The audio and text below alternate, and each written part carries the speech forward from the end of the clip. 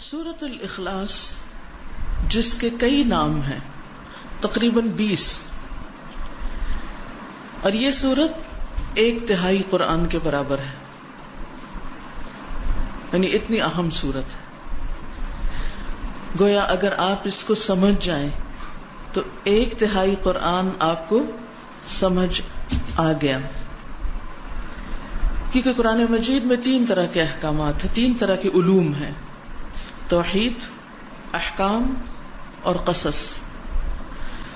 یا تو عقیدے کی بات ہے، یا پھر اللہ تعالیٰ کے احکامات ہیں جن پر ہمیں عمل کرنا ہے، یا پھر گزشتہ قوموں اور انبیاء کے واقعات اور قصص ہیں۔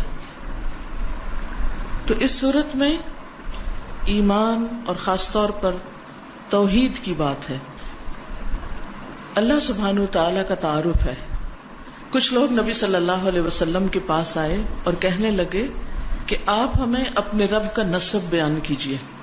اس پر اللہ سبحانہ وتعالی نے یہ سورت نازل فرما دی: قل هو اللہ احد اللہ الصمد لم یلد ولم یولد ولم یکن لہ کفوا احد، کہ اللہ سبحانہ وتعالی تو ایک ہے، اللہ بے نیاز ہے، اس نے کسی کو جنم نہیں دیا، نہ وہ کسی سے جنم دیا گیا۔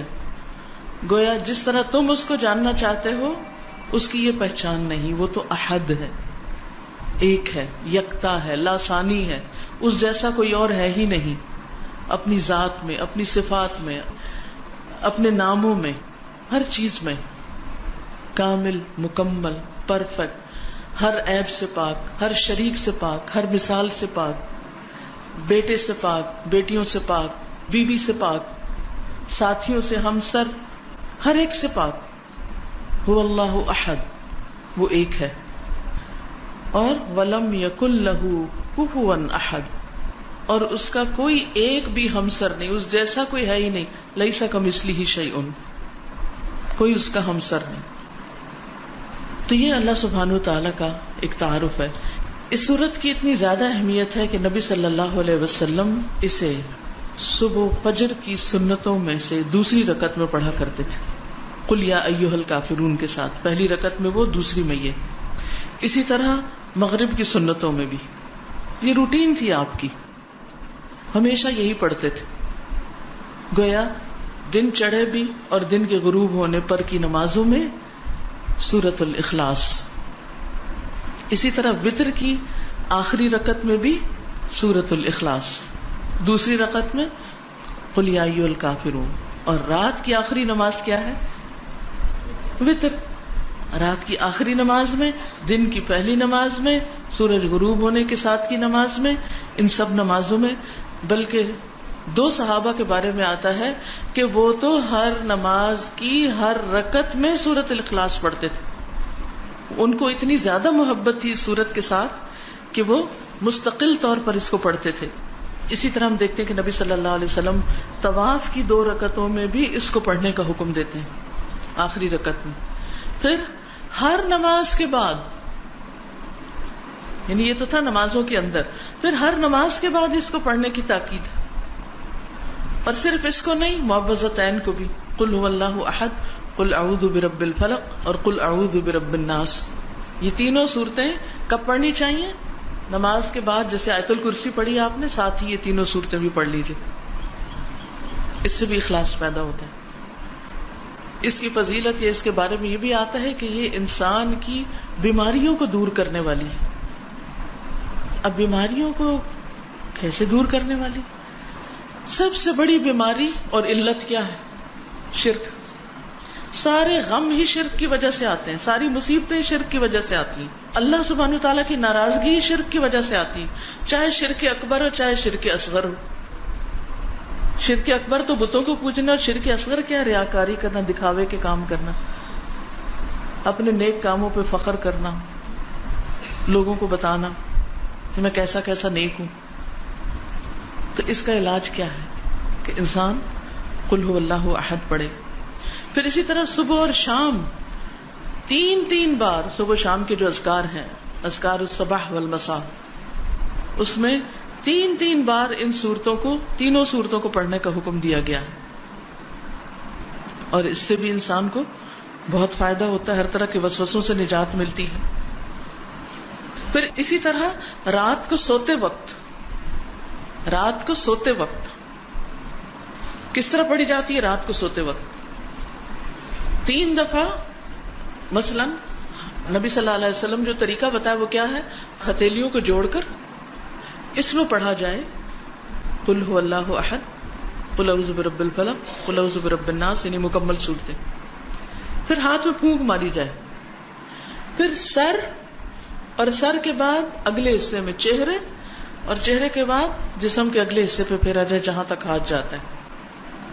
ٹھیک ہے، بازو وغیرہ سب کچھ جہاں جہاں آپ کا ہاتھ جاتا ہے. پھر دوسری بار اسی طرح ہاتھ جوڑ کے قل هو اللہ احد، قل اعوذ برب الفلق، قل اعوذ برب الناس، سر، چہرہ، اگلا حصہ، اور پھر پچھلا جہاں تک ہاتھ پہ. پھر تیسری بار اسی طرح 3 بار آپ نے اپنے آپ کو روزانہ رات کو سوتے وقت دم کرنا ہے. اب ذرا آپ گنیں کتنی بار ہو گئی یہ صورت؟ 5 نمازوں کے بعد، وتر میں، 2 سنتوں میں، صبح شام کے اذکار میں 3 بار، اور پھر رات کو 3 بار. ہم اس سورت کو سورت الفاتحہ سے بھی زیادہ بار پڑھتے ہیں دن میں.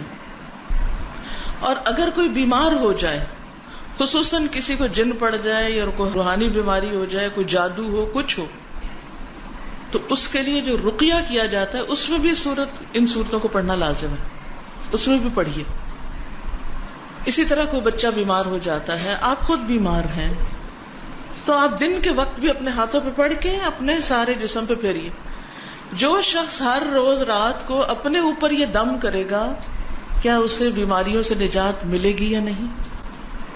ملے گی نا. یقین سے پڑھیں تو بات ہے نا.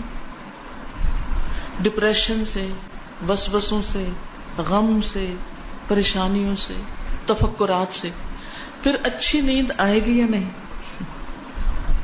آئے گی نا، کیونکہ آپ نے ان سب چیزوں سے چھٹکارا حاصل کیا. نبی صلی اللہ علیہ وسلم اپنی زندگی کے آخر تک یہ معمول روزانہ کرتے رہے. آخر میں جب آپ بہت بیمار اور لاغر ہو گئے تو حضرت عائشہ نے آپ ہی کے ہاتھوں پہ پڑھ کے آپ کے ہاتھوں کو اس طرح جسم پر جہاں تک وہ جاتے تھے پھیرا، ان کی برکت کی وجہ سے. تو اس سے آپ اندازہ لگا سکتے ہیں کہ اس سورت کی ہماری عملی زندگی میں کتنی زیادہ اہمیت ہے. نہ صرف یہ کہ اس سورت کی بلکہ اگلی 2 سورتوں کی بھی. نبی صلی اللہ علیہ وسلم نے ایک موقع پر ایک لشکر کا امیر کسی کو بنا کر بھیجا، تو وہ ان کو نماز کی امامت بھی کراتا تھا، جماعت کراتا. جب وہ جماعت کراتا تو ہر رکعت کا اختتام قل هو اللہ پہ کرتا، یعنی کچھ اور بھی پڑھتا مگر قل هو اللہ لازمی پڑھتا. اب لوگوں نے اس وقت تو کچھ نہیں کہا، لیکن واپس آ کر نبی صلی اللہ علیہ وسلم سے پوچھا کہ اس نے ایسا کیوں کیا، یہ ایسا کیوں کرتا تھا؟ آپ نے فرمایا اسی سے پوچھو کہ وہ ایسا کیوں کرتا تھا. لوگ اس کے پاس گئے اور انہوں نے کہا کہ تم ایسا کیوں کرتے تھے کہ ہر رکعت جو ہے اس کا اختتام قل هو اللہ پہ کرتے؟ تو اس نے کہا کہ مجھے اس سورت سے محبت ہے، مجھے اس سورت سے محبت ہے، کیونکہ یہ رحمان کی صفت ہے، یہ رحمان کی پہچان ہے، اس میں رحمان کی صفات بیان ہوئی، اس لیے مجھے اس سورت سے محبت ہے. تو مجھے اللہ سے محبت ہے، لہٰذا میں اللہ کی صفات ہر رکعت میں بیان کرتا ہوں. یعنی اس کو یوں لگتا تھا جیسے اللہ سبحانہ وتعالیٰ کی صفت بیان نہ کی تو گویا جیسے نماز مکمل نہ ہوئی. یہ اس کا اپنا اجتہاد تھا، یہ اس کے اپنے جذبات تھے. تو بہرحال آپ صلی اللہ علیہ وسلم نے اس کے لیے پیغام بھیجا کہ تم اسے جا کر خبر دے دو کہ اس بنا پر اللہ سبحانہ وتعالیٰ بھی اس سے محبت رکھتا ہے. گویا جو شخص اس صورت سے محبت رکھتا ہے اللہ سبحانہ وتعالیٰ اس سے محبت رکھتا ہے.